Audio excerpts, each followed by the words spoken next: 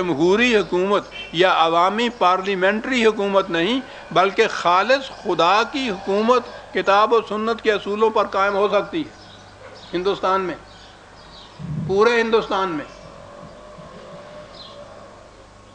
مودودی صاحب کوئی بچے نہیں تھے، یہ بڑی گہری سیاست کی نگاہ رکھتے تھے، انہیں پتہ تھا کہ یہ ہندوستان میں حکومت اسلامی یا خدائی حکومت قائم ہونا تو ایک طرف، کہ وہاں تو نام لینے کی بھی اجازت نہیں ہوگی، اور حالات اس کی شہادت دے رہے ہیں۔ پھر اس کے باوجود یہ کیا تھا،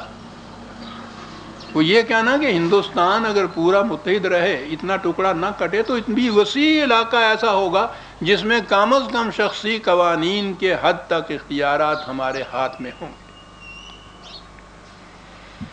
بہرحال عزیزان امان، مجھے جلدی چلنا چاہیے۔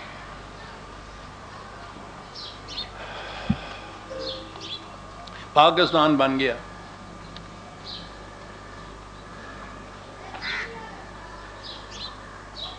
نظر آتا تھا کہ کم از کم اگر ہندوستان میں حکومت خداوندی بننے کے امکانات تھے تو انہیں وہیں رہنا چاہیے تھا نا۔ اس قسم کی کافرانہ حکومت کے لیے آنا یہاں، جو انہوں نے خود کہا تھا مسلمانوں کی کافرانہ حکومت،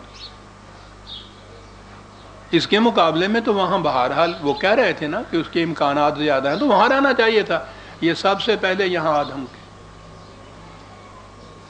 پٹھان کوٹ کا علاقہ، وہ گرداسپور کا ضلع تھا، یہ بندہ ناچیز بھی وہیں کا رہنے والا تھا۔ وہ علاقہ خاص طور پہ، میں تو پھر بھی بٹالے کا رہنے والا تھا، مسلمانوں کی آبادی کچھ زیادہ تھی، وہ پٹھان کوٹ کا علاقہ وہاں تو گڑھ تھا ہندوؤں کا، اور اس علاقے سے تو شاید ہی کوئی مسلمان محفوظ تر طریق پر پاکستان آ سکا۔ یہ وہاں ان کا ہیڈ کوارٹر تھا۔ یہ اپنے تمام بال بچوں سمیت، رفقا سمیت، ساز و شراگ کے سمیت پوری حفاظت سے، خود ان کا اپنا یہ اعلان ہے کہ ہمارا ایک بال بھی بیگا نہیں ہوا تھا، اور یہ لاہور آ پہنچے تھے۔ لاہور آنے کے بعد عجیب داستان ہے، بیوروکریسی کے ساتھ ان کے خاص تعلقات تھے۔ چودھری محمد علی مرحوم تو آپ کو معلوم ہے نا کہ وزیر اعظم بعد میں بنے تھے، وہاں بھی وہ وزیر تھے۔ پاکستان قبل از پاکستان بھی جو ایک عبوری حکومت بنی تھی اس میں بھی، اور یہاں تو وزیر اعظم تھے، بڑے صاحب اثر تھے۔ مودودی صاحب نے اپنے ایک خط میں یہاں بتایا تھا کہ چودھری محمد علی صاحب سے میرے ذاتی تعلقات 15-16 برس پرانے ہیں اور برادرانہ حد تک ہیں۔ پاکستان بننے سے پہلے بھی وہ میرے ہاں تشریف لاتے تھے اور میں ان کے ہاں جاتا تھا۔ پاکستان بننے کے بعد بھی وہ ہمیشہ مجھ سے ملتے رہے۔ میں جب کبھی کراچی جاتا ہوں ان سے 2-1 ملاقاتیں ضرور ہوتی ہیں، اور چونکہ رات ہی کا وقت میری اور ان کی ملاقات کا ہو سکتا ہے، اس لیے ملاقات رات ہی کے وقت میں ہوتی ہے۔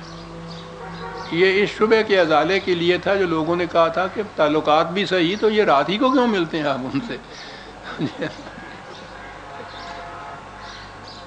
شاعر یہ نہیں تھے، ورنہ سیدھی بات ہے کہ تمہاری ساری شاعری شب وصال کہتی ہے، روزے وصال کبھی نہیں کہتی، تو مجھ پہ اعتراض کیوں کیا جاتا ہے؟ بہرحال اب چودھری صاحب جیسے جو شخص تھے، میں تو ان کی کلیگ کیا، دفتر میں ہم ساتھ تھے، ان کی وجہ سے بیوروکریسی کے جتنے بھی لوگ یہاں مسلمان آئے تھے ان سب کے ساتھ ان کے تعلقات وابستہ ہو گئے۔ آتے ہی انہیں ریڈیو کے اوپر ان کی تقاریر کا ایک سلسلہ شروع ہو گیا۔ سوچیے عزیزان من، جو آخری دم تک اپریل 1947 تک یہ کہتے تھے کہ یہ غیر اسلامی تحریک ہے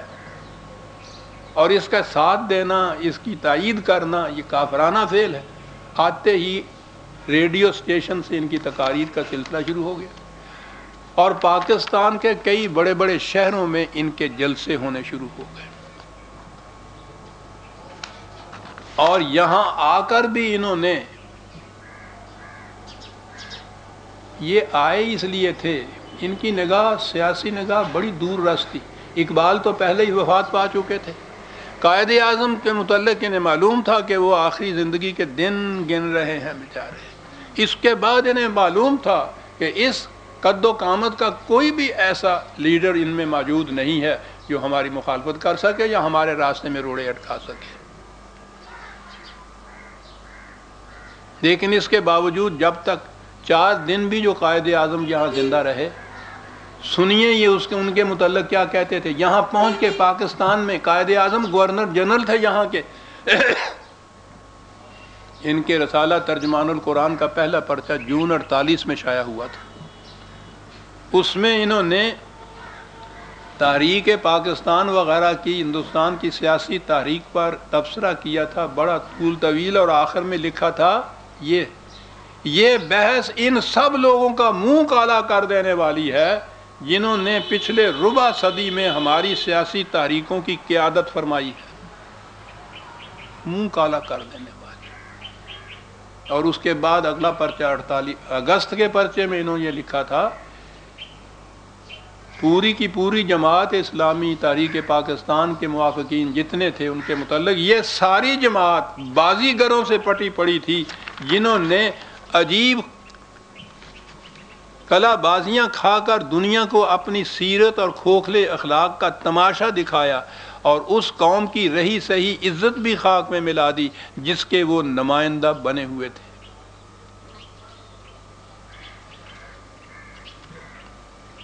یہ چیزیں یہاں پھیلائی جا رہی تھیں۔ قائد اعظم سے لوگوں کو متنفر کرنے کے لیے قائد اعظم کا انتقال ہوا۔ آپ یہ سن کے حیران ہوں گے کہ انہوں نے ان کے جنازے کی نماز میں بھی شرکت نہیں کی۔ ایک دفعہ میاں طفیل محمد اور پروفیسر غفور صاحب نے ڈسٹرکٹ بار ایسوسی ایشن سرگودا کے اجتماع میں ایک سوال کے جواب میں کہا تھا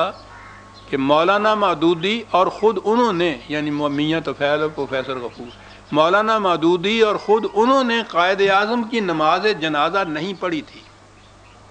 آپ کو یاد ہے کہ یہ چودھری ظفر اللہ خان قادیانی جو ہے وہ بھی بڑی فخر سے کہا کرتے ہیں کہ میں نے نماز جنازہ نہیں پڑھی تھی۔ یہ بھی کہہ رہے ہیں کہ یہ ہم نے نماز جنازہ، مولانا مودودی خود انہوں نے بھی قائد اعظم کی نماز جنازہ نہیں پڑھی تھی۔ ان سے جب پوچھا گیا کہ کیا مولانا مودودی بھی قائد اعظم کو اپنا قائد تسلیم کرتے تھے، تو یہ جواب دیا گیا کہ مولانا مودودی خود قائد ہیں، اس لیے وہ قائد اعظم کو اپنا قائد کیوں مانتے۔ پاکستان آنے کے بعد 12 آپ کو شاید یاد ہوگا کہ مولانا مودودی خود ان کے کہنے کے مطابق علامہ اقبال کی دعوت پر یہاں آئے تھے ان کے مشن کو پورا کرنے۔ انہوں نے قائد اعظم کی، انہوں نے اقبال کی نماز جنازہ میں بھی شرکت نہیں کی تھی، حالانکہ اقبال کے ان پر اور احسانات تو چھوڑیے، یہ خود کہتے تھے کہ اقبال میرا مادی سہارا تھا، لیکن نہ تو ان کی مرض الموت کے زمانے میں ان کی عیادت کے لیے یہ وہاں گئے، پاس ہی تھا یہ دارالاسلام پٹھان کوٹ جہاں سے لاہور آنا ہوتا تھا، نہ ان کی نماز جنازہ میں انہوں نے شرکت کی تھی۔ اور قائد اعظم کے متعلق تو ابھی آپ نے سن لیا ہے کہ کس دھڑلے سے وہ کہتے ہیں۔ بہرحال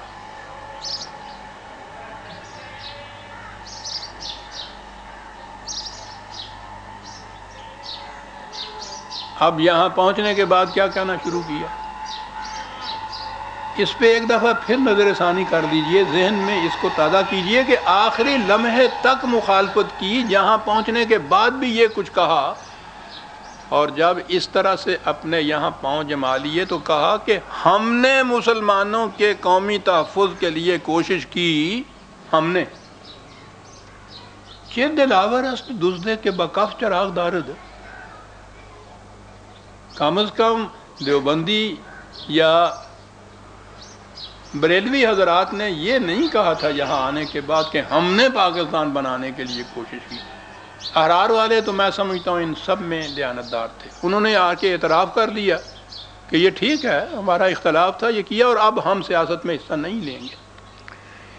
یہ فرما رہے ہیں کہ ہم نے مسلمانوں کے قومی تحفظ کے لیے کوشش کی، تو اس لیے نہیں کہ دوسری قوموں کی طرح اس قوم کا بھی امتیازی وجود قائم رہے، بلکہ صرف اس لیے کہ یہ قوم دنیا میں حق کی شہادت ادا کرنے کے لیے زندہ رہے۔ ہم نے ایک آزاد مملکت کا قیام چاہا،